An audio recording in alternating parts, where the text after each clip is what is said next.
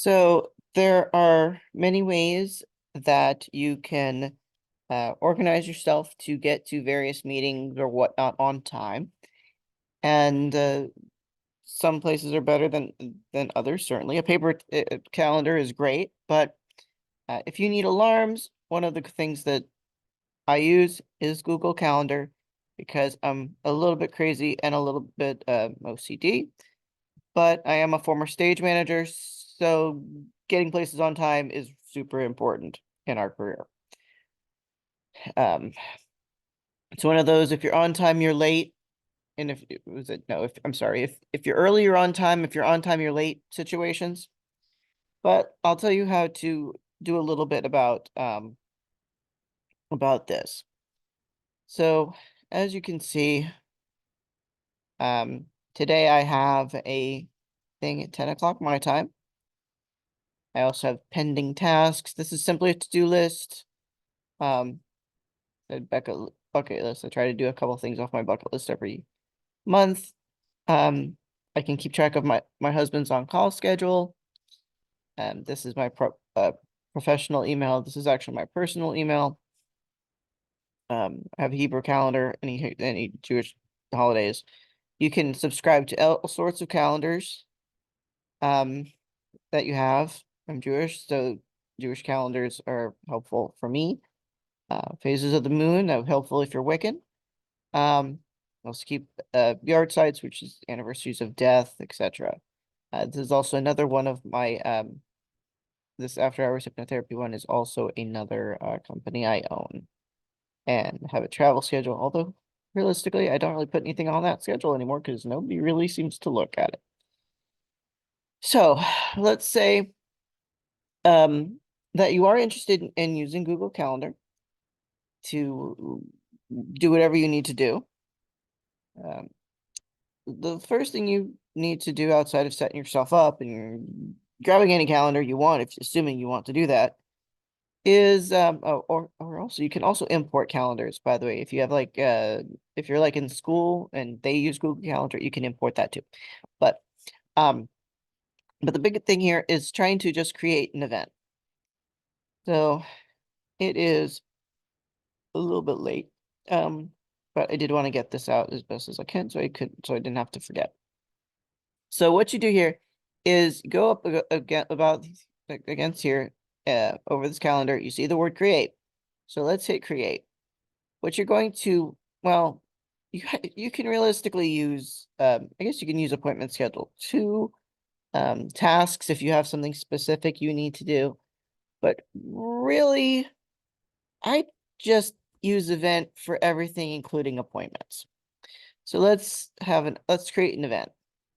Okay, let's not, I don't think we need to do that at 1 in the morning, which is in 4 minutes.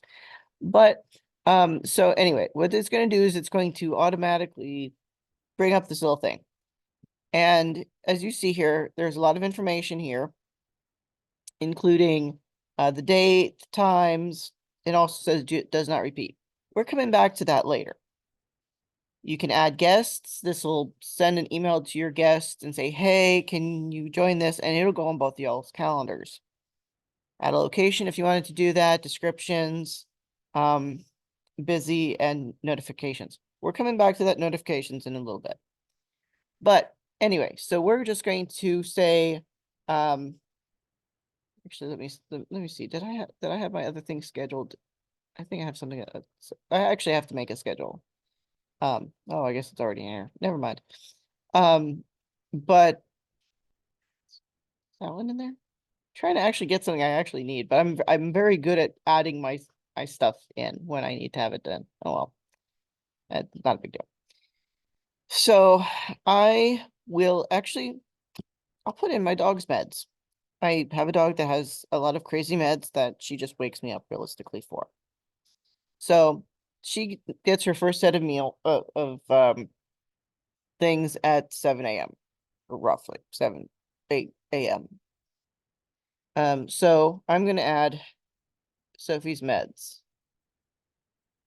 Let's get formal and use the whole word.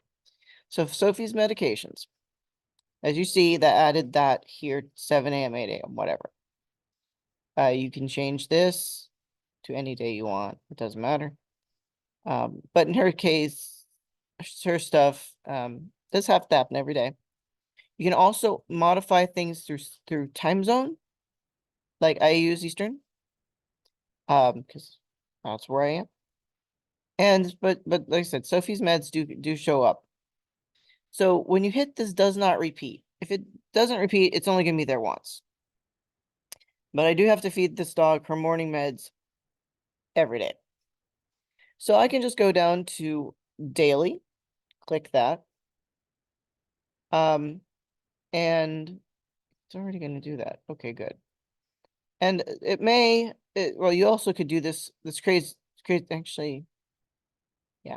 So daily it'll just go through until infinity. You can also change. There we are. You can do a custom reoccurrence, maybe repeat every day, repeat every other day, every other week, etc. And you can end it whenever. You have something that has to be done on a daily basis, just put it to daily and set it and forget it. You can also make an event all day, which a warning, if you do make an event all day, it does go to free time, allowing other people to book on your schedule. If you are set to busy, it is going to give other people, it's supposed to give other people an error. And then you have to go in and fix it. I do use this to import stuff from my clinical practice, and it actually sees the busy thing and it won't let somebody add to that. So you can do that. You can add location, add description. When I do a Zoom meeting, I put I put since I'm ignoring Google Meet, I put the Zoom link usually in the description. Then I just have to go there. Okay, so let's save this. Okay, well, we're coming back to this realistically. Open back up. Okay, so right now you can see that it already has some settings, some reminders. This little thing here, this little bell, means it's going to send me a reminder 10 minutes before 7 a.m. and 2 hours before 7 a.m. That's 5 a.m. Oh my Lord. So you can also change other things. As you saw what I clicked, do that again just in case, because I do tend to move a little fast. Okay, so again, I did, let's see, we tried edit event. And edit event brought up this. Okay, so you can add additional notifications. Maybe 15, most of my stuff is set to also have a 15-minute. You can have it set to the day before, weeks, whatever you want. All those things that you can add. And what's going to happen here is, assuming you're hooked up through Google Calendar through, say, your phone, which is what I am hooked up through. And you can get it'll basically send you an alert. And it's a chime, whatever it is, because looks like it is also going to my phone. We can change it chime to whatever the heck you want. But I now will get, if I save this, yes, so edit recurring event, yeah, sure, all of them, whatever. Usually it's best to do that anyway. So what's going to happen is at 5 a.m. my phone is going to ring, or not ring, but chime at 6:45 and at 6:50. If you are on Google Calendar at the time, or your computer's on that, it'll chime, I think a minute before or something like that. If I set something to this calendar, this my professional calendar, it'll also give me a 30-minute, because that's how that one is set up. So if somebody puts it on that calendar and I copy it over to this calendar, I get 2 hours, 30 minutes, 15 minutes, 10. It's probably overkill. But let's just say I am very rarely late to something. So if there's any questions about how to use Google Calendar, please feel free to ask. And it's very also easy, of course, to delete anything. Just delete. You can email event details.